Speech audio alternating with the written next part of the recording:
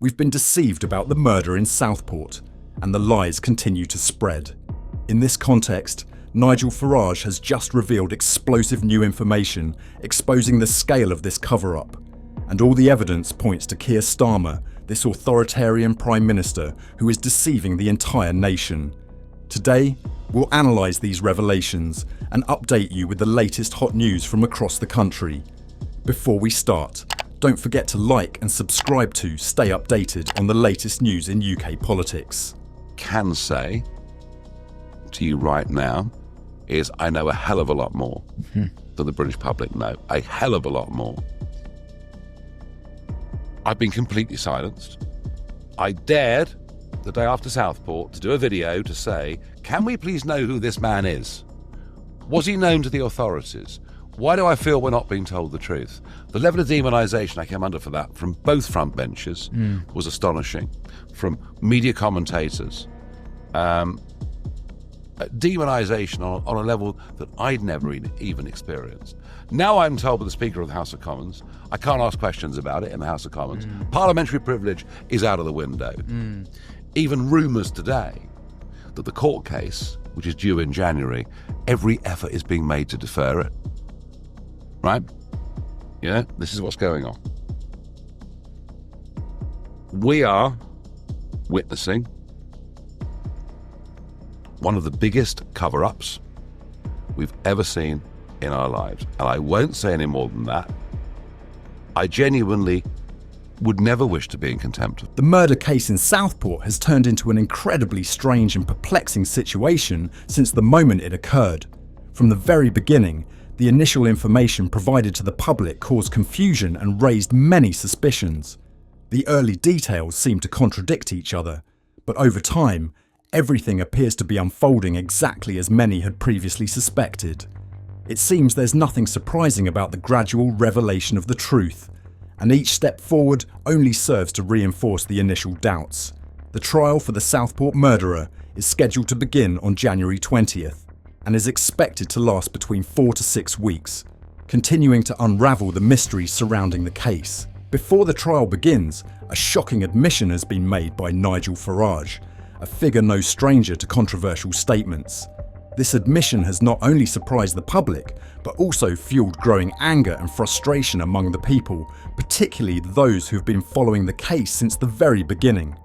Farage's words, like a slap in the face to those hoping for a clear truth, have led many to become even more sceptical about what political figures are hiding and manipulating in this case. The story continues, but one thing is clear. Everything is still very murky, and the lack of full answers has only made the situation more tense. I know what you're thinking about this issue. Share your thoughts with me in the comments below.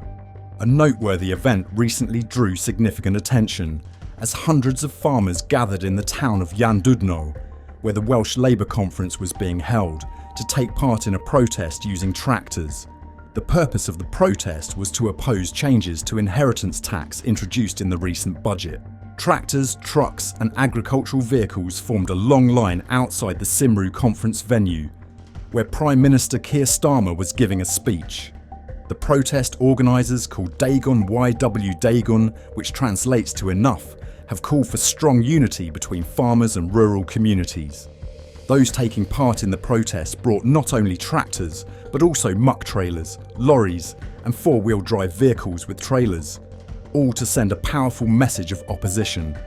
Their signs reflected their anger, with slogans like "Blood on the workers' hands" and "Labour war in the countryside," reflecting the sense of desperation among farmers over what they see as unreasonable tax measures.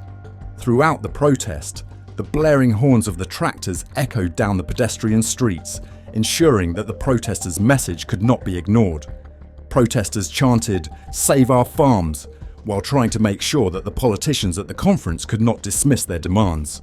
The Chancellor of the Exchequer took the opportunity to announce changes to Agricultural Property Relief (APR) and Business Property Relief (BPR) schemes, which will take effect in April 2026.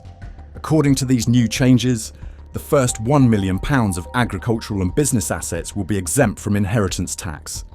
However, for estates exceeding £1 million in value, inheritance tax will be applied with a 50% reduction, meaning the effective tax rate will be 20%.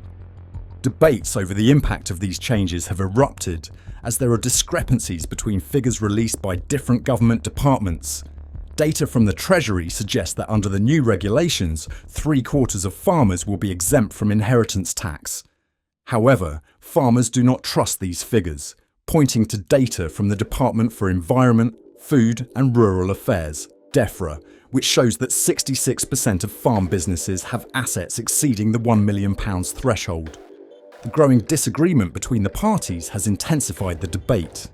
Instead of directly facing the protesters, Prime Minister Starmer chose to sneak out of the conference through a back gate, escorted by police.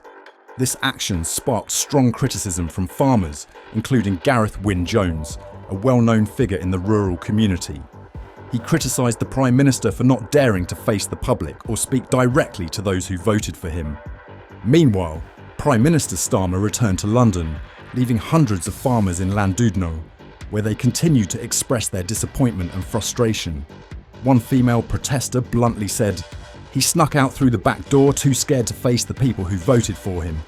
Another farmer from a farming family expressed his outrage, saying he never thought he would witness farmers standing up and protesting like this. Inside the conference, Prime Minister Starmer maintained his stance on the budget decisions, despite the protest outside. He firmly stated, "Make no mistake, I will defend these budget decisions all day long," but avoided mentioning the inheritance tax changes.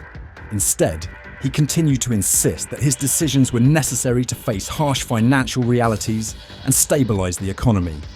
The Prime Minister also took time to announce a record £21 billion investment for Wales next year, highlighting major investment projects in areas such as Wrexham and Flintshire, worth a total of £160 million. However, these claims did little to ease the farmers' concerns.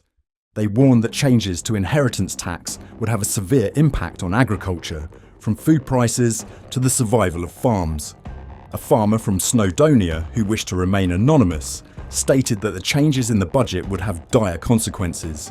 He said that many farmers are already drowning in debt and cannot understand how the Labour Party is treating them.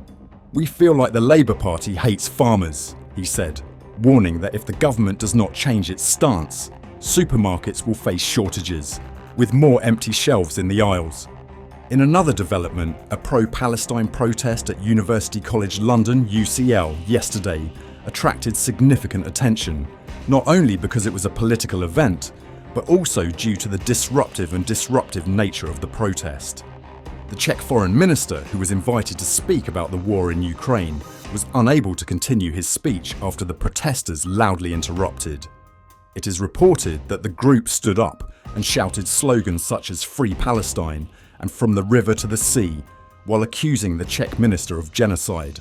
While the purpose of the protest was to oppose Israel's policies, the event highlighted a clear conflict over freedom of speech and the right to protest in an academic setting. Notably, the protest caused a serious disruption, leading not only to the speech being cut short, but also the planned condescension being cancelled, leaving many attendees frustrated as they were unable to continue the discussion as intended. Despite the protesters presenting valid reasons for their actions, the question of how and to what extent they chose to express their dissent is not a simple matter. Interrupting a speech at an academic event is a form of strong protest, but it raises debates about the limits of free speech and the right to protest. What do people think about the issues we have discussed in today's video? Please leave your thoughts in the comments below. Don't forget to like and subscribe to the channel to stay updated on the latest political developments in the UK. Thank you all and see you in the next videos.